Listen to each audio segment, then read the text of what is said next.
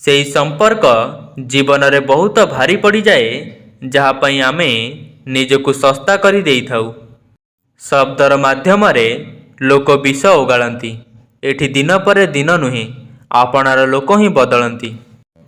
कहार जदि अधिक सम्मान करिब अधिक प्रेम देखाइब तो से आपणकर संलग्न नुहे बरं विरक्त होइजिब।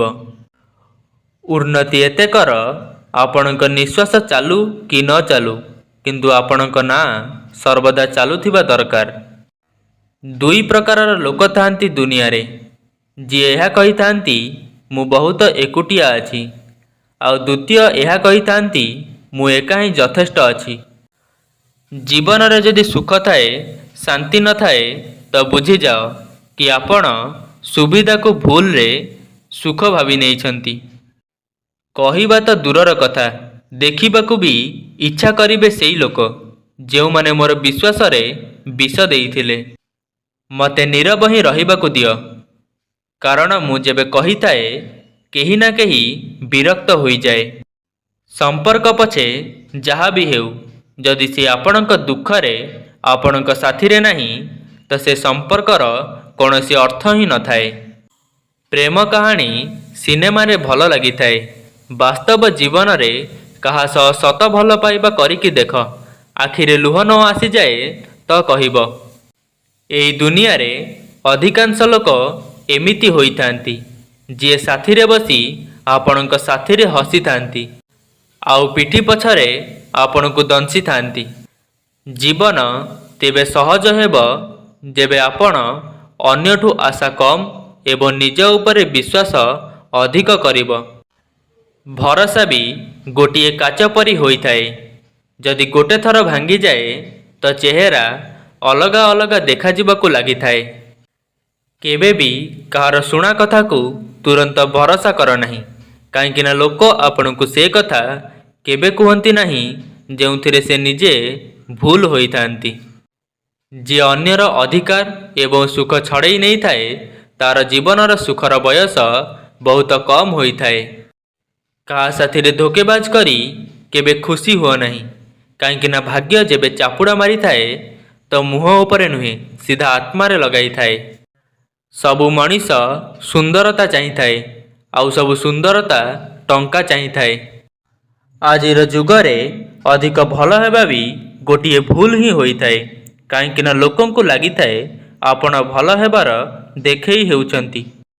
एई दुनिया रे अजणा रहिबा ही भल कहीं लोक एठी आपणार करी बहुत जंत्रणा देई थांती।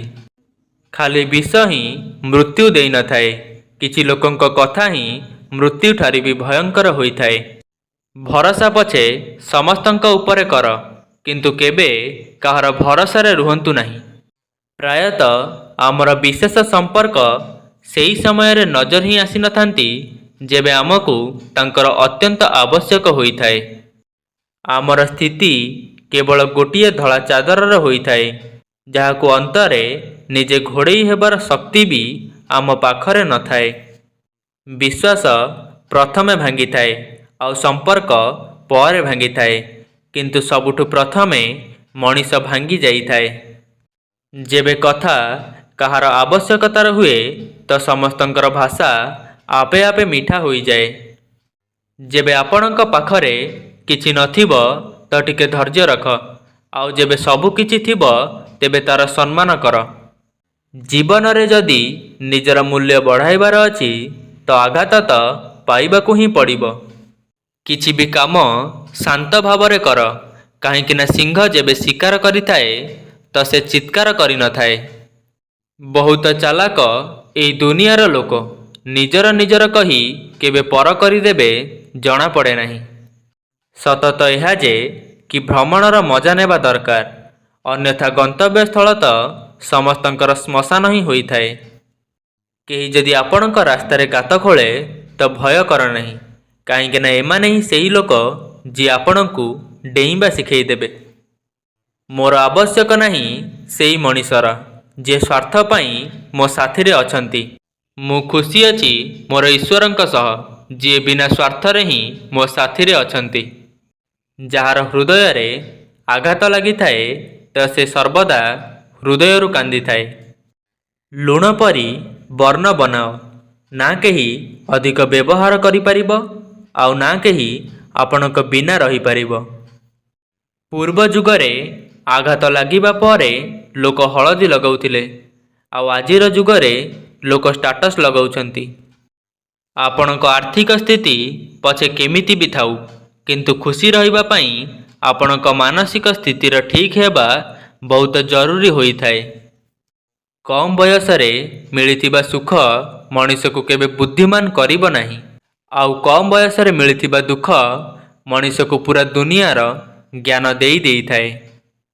ଯିଏ କମ୍ରେ ବଞ୍ଚିବା ଶିଖିଗଲା, ତାର ଜୀବନରେ କେବେ କୌଣସି ଅଭାବ ରହିନଥାଏ।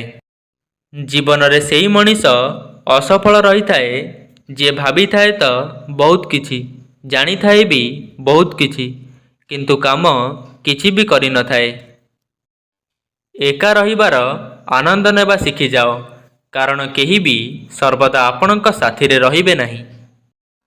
ପଛେ ଘର ଭିତରେ ମନ ଭରିକି କାନ୍ଦିଦିଅ, କିନ୍ତୁ କବାଟ ସର୍ବଦା ହସିକି ଖୋଲ।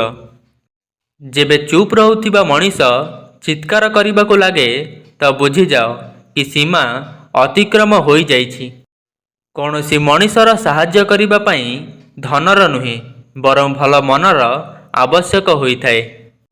କିଛି ଲୋକଙ୍କ ଛାତିରେ ହୃଦୟ ଜାଗାରେ କ୍ୟାଲକୁଲେଟର ଥାଏ। ସେମାନେ ହାତ ମିଶାଇବା ପୂର୍ବରୁ ହିସାବ କରିଦିଅନ୍ତି କି ମୋତେ ତାଠାରୁ କେତେ ଲାଭ ମିଳିବାର ଅଛି। ପୁରା ଶକ୍ତି ଲଗେଇ ଦିଅ ଟଙ୍କା ରୋଜଗାର କରିବାରେ, କାହିଁକି ନା ଟଙ୍କା ହିଁ ସବୁକିଛି ହୋଇଥାଏ ଆଜିର ସମୟରେ। ଅନ୍ୟର ଭୁଲ ସମସ୍ତଙ୍କୁ ଦେଖାଯାଇଥାଏ, କଥା ଯେବେ ନିଜର ଆସିଥାଏ ତ ଲୋକ ଅନ୍ଧ ହୋଇଯାଆନ୍ତି।